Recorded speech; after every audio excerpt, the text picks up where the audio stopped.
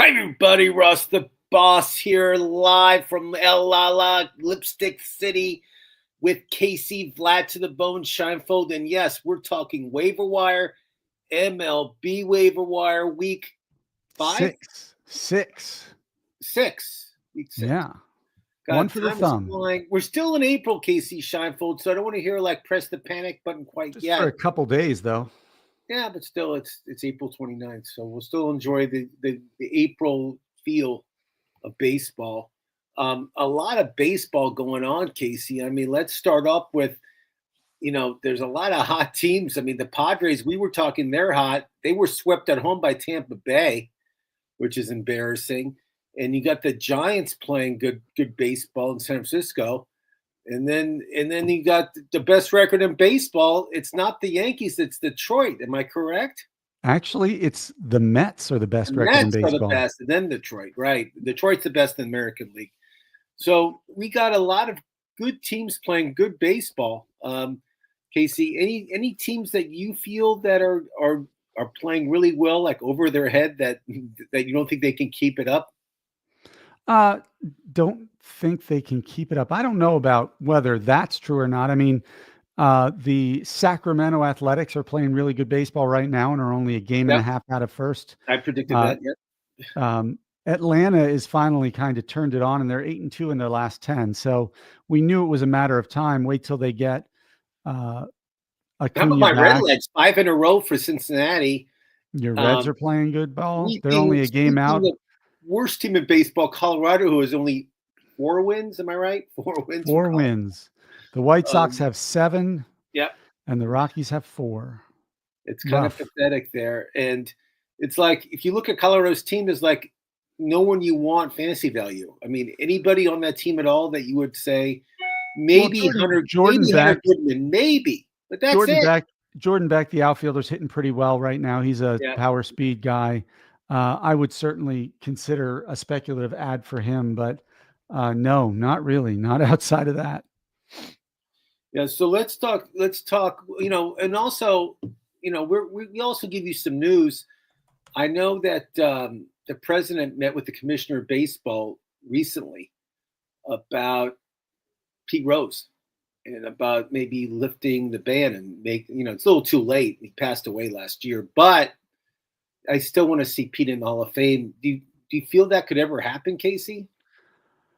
Yes. I mean, obviously, ever is a very long time. I think it should happen. I'm a Pete Rose supporter. There's nothing that suggests that his gambling or sports book or whatever was uh, impacting the way he tried to play or tried to win. And so, if the Hall of Fame is about what kind of player you were, he played hard. He was Charlie Hustle for a reason, and he got more hits than anybody else. So I don't see why he's But not. my thing is this: there's guys in the Hall of Fame that are really like bad people. I mean, who Yeah, murdered people that caused havoc when they were alive. That were racist. I mean, there's some Hall of Famers that yeah. really not good human beings, like not good at all. Yeah, And it's hard to now, fly them. It's hard to fly the morality banner when you don't apply it to yeah. everybody. So for me, it's like, and now gambling is taking a turn. It's like everybody and their mother is gambling online. It's like if you have a phone, you have an instrument you can gamble with. I mean, it's so easy to gamble now. It's not like a taboo like it was back, when Pete Rose was doing it. I think times have changed, and I think I'll be honored to be the person that does his speech You at should introduce him. Cooperstown. Absolutely. It'll be an honor for me. I can write a great speech with your help, Casey, and I think we can really, really turn some heads. You know what I mean? I am with you. I'm in. Let's get Charlie Hustle into the Hall of Fame. So let's talk waiver wire, Casey. Who's your number one pickup for the week? My number one pickup for the week.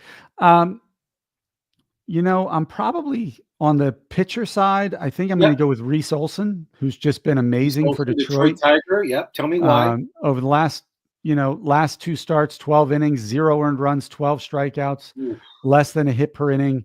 And this was a guy who we were talking about as a sleeper going into the year, and maybe he's starting to deliver on that. And a pair of your Reds on the offensive side, Noelvi Marte. I know Fire. We're not sure what we're going to get from him, but so far so good. The last 2 weeks, at 400 average was 3 home runs, 3 steals, and 16 RBIs. And then Austin Hayes. I mean, 3 of my top offensive players the last 2 weeks on the waiver wire are all Reds in Austin Hayes, Gavin Lux, and Noelvi Marte. You remember, and also it's not warm in Cincinnati yet. The ball's not flying out of there. So if you want to be part of my Cincinnati Reds team, get on the train, man. Yeah, get on the train, or you won't get on the train later in the season. There's no way, because these guys are hitting, and De La Cruz is hitting. He leads the league in errors. De La Cruz, he has like 26 errors, I think, already. But he's still a great defensive player. He's not like bad. He just makes the simple. Did you see the diving play he made the other day? Oh, yeah, unbelievable. I mean, the guy's great, but he just has to get better with his mechanics. I guess that's the reason he's missing all those balls. But he's still a great player. He's still one of Casey's busts. He never let that down. Somebody that's really hitting the ball great, Casey, the past week. He's just been on fire. He's been 4 home runs last week, 8 for 17 is Jorge Polanco. This guy's been killing it. Well, this guy, people forget how good of a hitter he was in Minnesota for a couple years. Last year, he was dealing with some leg issues, and I think I read something that he had a bad hip, and I think that's what kind of made him fall off the radar. This guy's just a really good hitter. He's not going to steal you a bunch of bases. He's not a speed guy, but for that middle infield where it's notoriously weak, to get somebody who can hit for a good average, drive in a decent amount of runs, has a small amount of pop, he's definitely on that list of people you have to add. And somebody else that's like under the radar, just because he plays in Miami, and he's on everybody's list this week to pick up. I mean, if you pick him up. But he's DHing right now. But he qualifies as a catcher. Is Agustin Ramirez? Yeah, and Agustin Ramirez. I mean, this guy has just been on fire, and I don't know if he can keep it up, but. I don't know. Obviously, he can't keep up that pace. What I'm saying is this: this guy I'll pick him up. Yeah, he was 2020. And he offers speed, which is such a rarity at the catcher position. He was a 2020 guy last year who hit for a decent average. We talked about him in the preseason as somebody to keep an eye on because the Marlins didn't have anybody blocking his path. No. And I'm not saying he's gonna keep up the pace he's going. What are his numbers right now? Like in the last week, he's got 3 home runs and is batting .333, I think. 350, I'm sorry, with 3 home runs. And remember, he plays in Miami, which he has no one hitting behind him, nobody hitting ahead of him. Yeah. It's like him by himself. But considering like what you get in general out of the catcher position, how do you not have him as a must add? He's one of my top 5 right now. Top 5. Woo! Let's talk about your top 5. You gave me your favorite ad for the week. Remind me who's 2, 3, 4, 5. I told you my Reese Olson, right? And so Reese Olson, I wrote that down. I like Noelvi Marte. Marte's the top 5. I have Jorge Polanco. Okay, that's 3. Ramirez 4, and then I think Camilo Duvall is going to be a closer. He's going to get at least half the save opportunities right now in San Francisco, and they're a team that's playing really well. So he would be my number 5. What do you think about? I saw his stats for the week. It's pretty good. Andy Paez. Oh, Paez or whatever. I always want to say Pages, but it's Paez. He's. I mean, my concern with him is, his numbers for the last week: 3 home runs, 2 stolen bases, batting .583. Like, you're not going to bench him if you have him. I worry about how crowded that team is, and when people start getting healthy, whether or not he has a job. So absolutely add him right now. Absolutely ride this hot streak, but don't be surprised if he's on the wrong side of a platoon at some point and you don't get to take full advantage. There's somebody in Colorado, I know I said don't pick anybody up because we have 4 wins, but somebody that's been really hitting the ball is a young outfielder named Jordan Beck. Colorado. He's who I mentioned when you said what Colorado guy would you own. Tell me about Jordan Beck. I heard you say it, but I want to get back to him and just ask you. He came up last year as a pretty not top heralded, but a pretty heralded prospect as a power speed guy. He really struggled last year. I believe he got sent back down, but the last week he's getting some playing time. Colorado's a great place for players, especially if you have some pop in your bat. And he's got 5 home runs in the week, batting over 400, and he's stolen a bag. Now, I think all but one of his home runs are solo shots, but who cares? Doesn't matter, well, except for RBIs. But yeah, somebody I brought up for an ad last week, but they brought him up. He started slow. Do you still keep him or do you drop him? Is Nick Kurtz of your Sacramento A's? I don't think you drop him. I mean, Okay. no, I mean, he's not a plug and play yet. I mean, but when you picked him up because you knew how good he was. You don't give up on somebody that good after a week. You can sit him on your bench until he puts together 1 or 2 good games where you can see the at-bats and see the batter's eye, and it feels like he's adjusting. And then you can put him in there. I mean, there's another first base prospect, Jacques Caglianone, I believe is his, or like Jack, J-A-C. I don't know if it's Jack or Jock. It sounds like he's French. But he was the number 6 pick of the Royals last year in the draft. I remember. First baseman. Now they're playing him in right field in Double-A the last few days.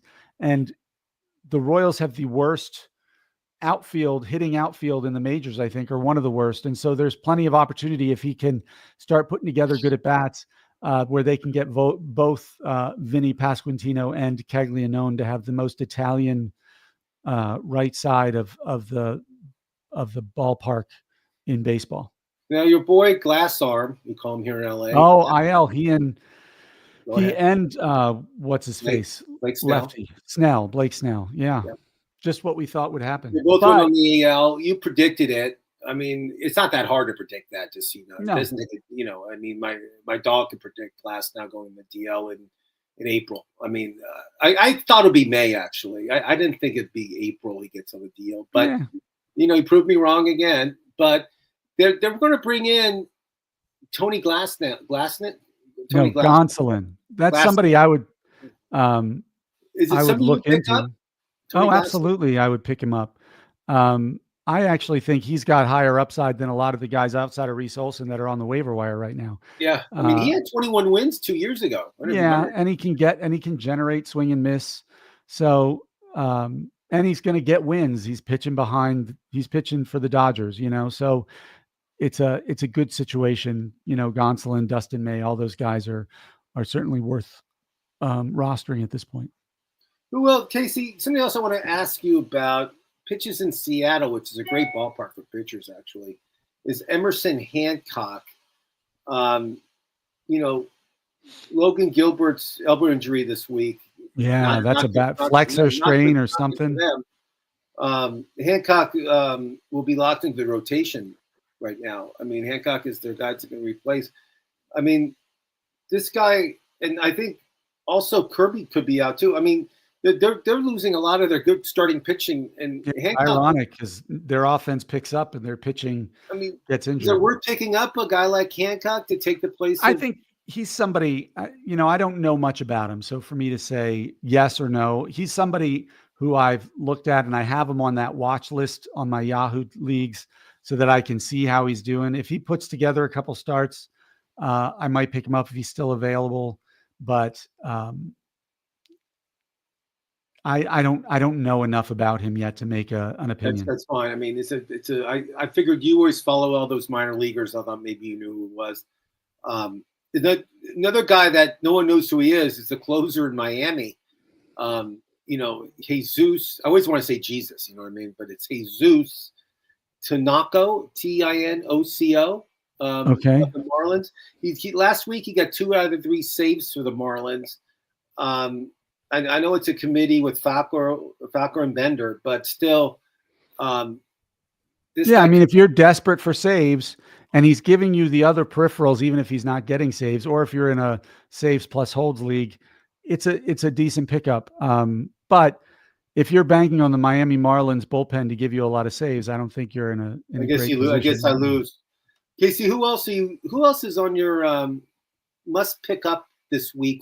This week it's a pretty big week. Week 5. I always think week 5, 6, and 7 are kind of the weeks when you drop and pick up the players that you want to go with the rest of the season. That's how I always feel.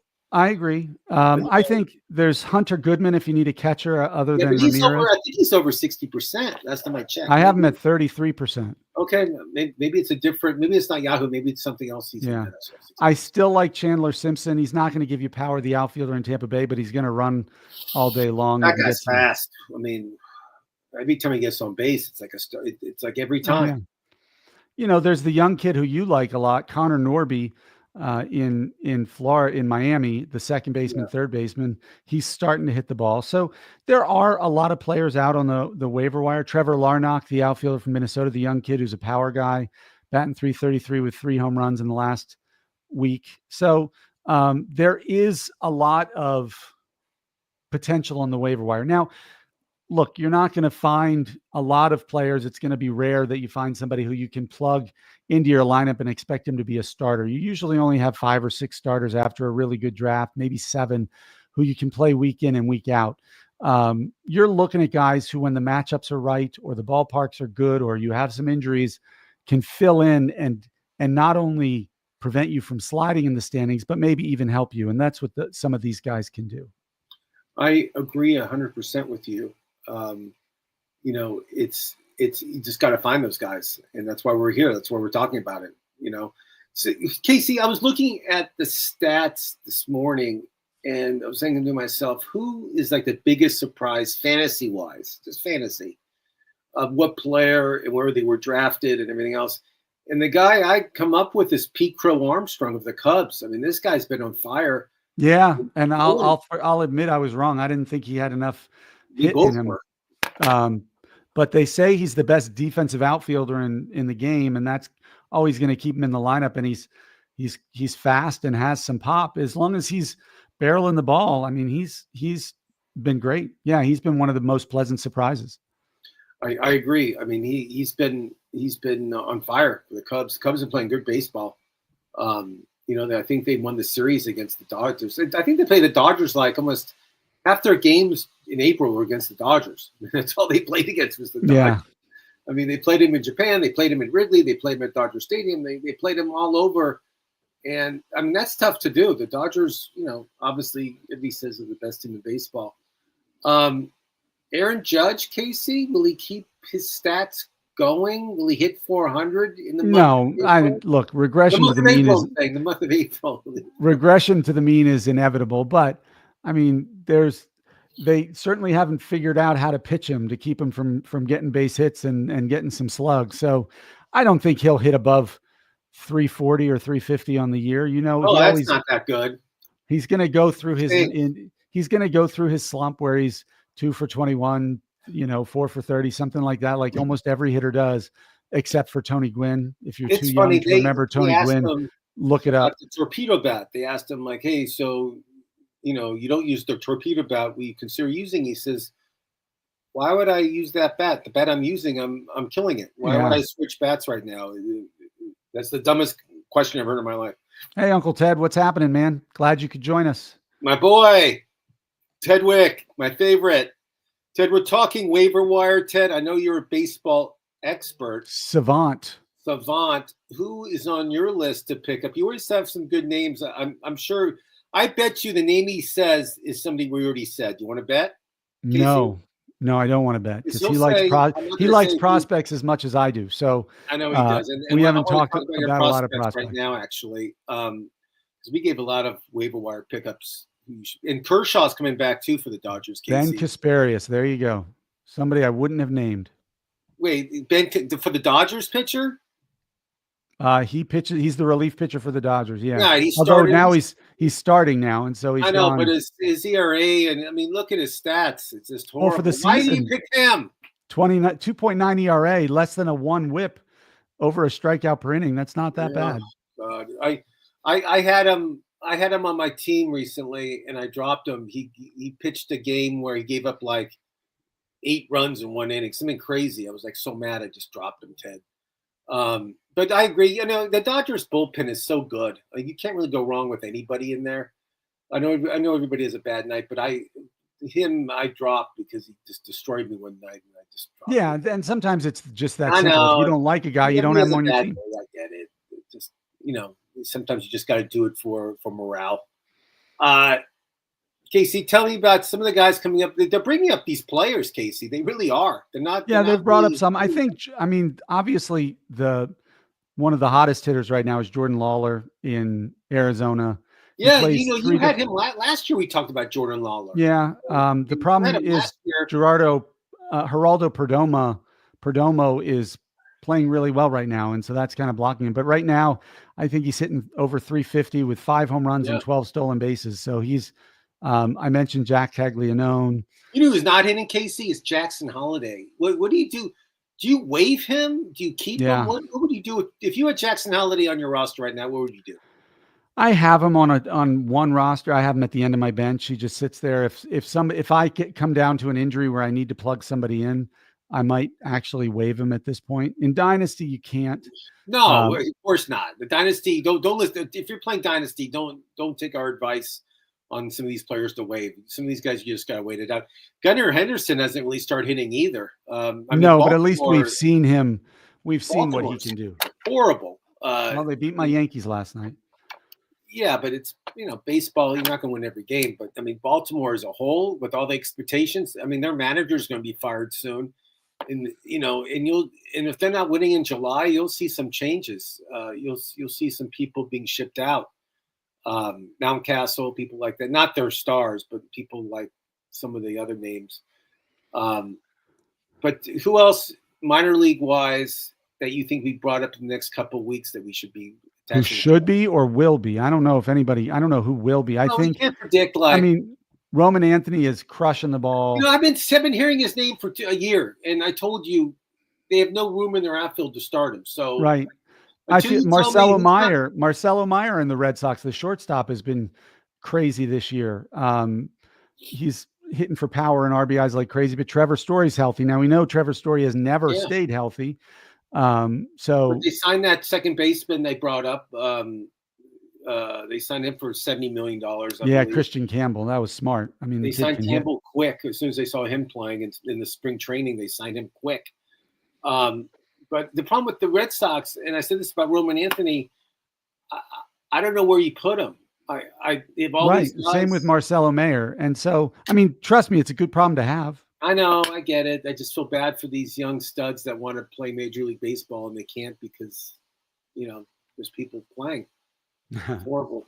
Well, you'll see some trades happen, maybe not of those guys, but of the guys blocking their path. So, right. Okay, Case. Well, we have hockey going on tonight. We've got NBA going on tonight. Yeah, what happened to your Miami Heat?